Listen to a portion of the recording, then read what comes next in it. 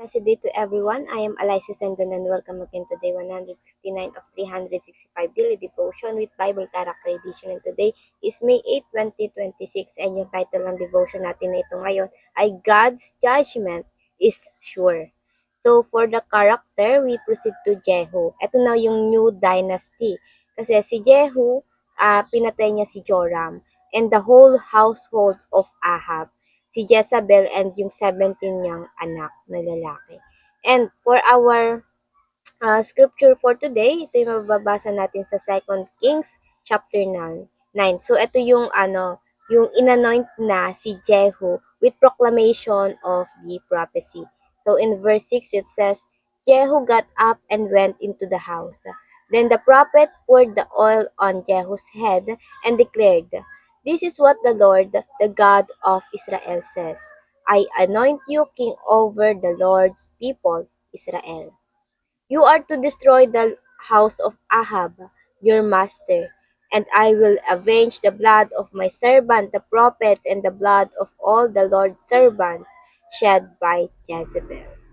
So para naman sa ating katuruan, number 1, Jehu remind us of the certainty of God's judgment.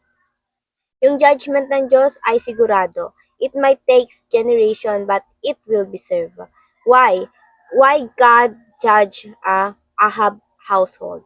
Because they are so much evil. Plus God ensured to avenge His prophets. Ito nga yun dahil pinatay ni Jezebel lahat ng propeta ng Diyos. And pangalawa, Jehu remind us of the importance of continual obedience.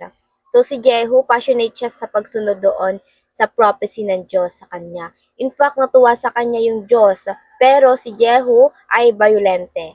And perhaps that kind of attitude na violente is ginamit ng Diyos to judge wicked people.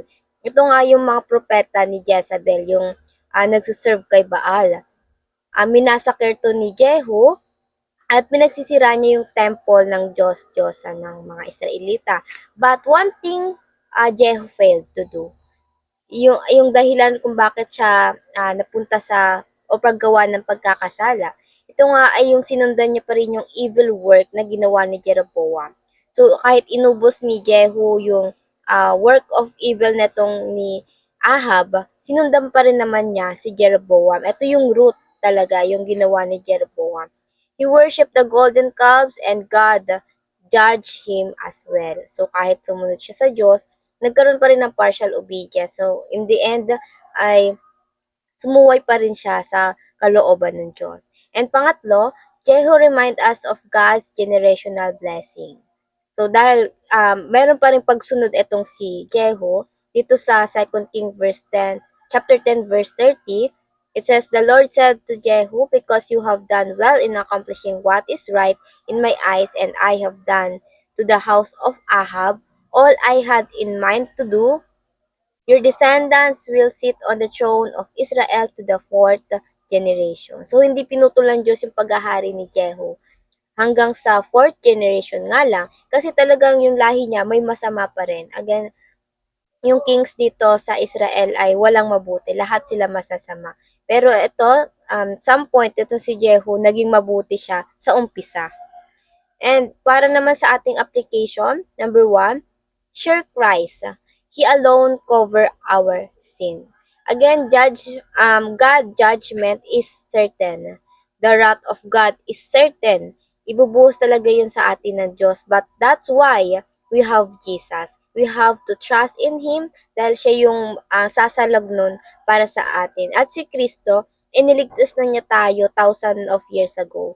Yung brutal na pagpako niya sa cross, bakit yung brutal?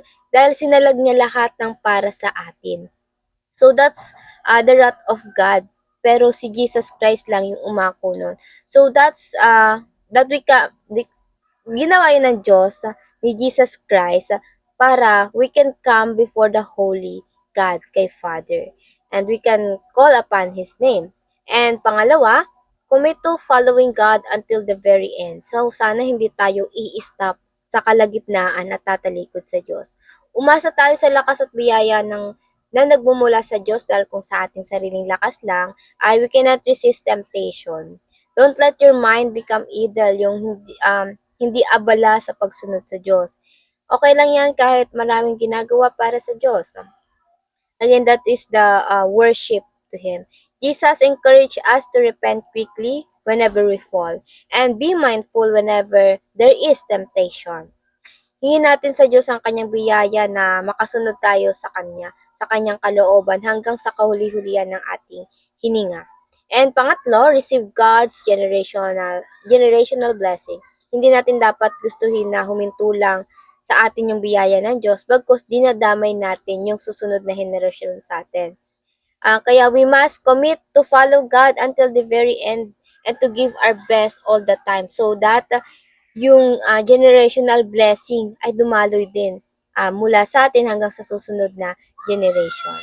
And para naman sa ating reflection, how might our obedience to God today affect future generation? Bakit mahalaga na ngayon pa lang sumusunod tayo sa Diyos upang ipagpala rin ng Diyos yung mga susunod na generation sa atin.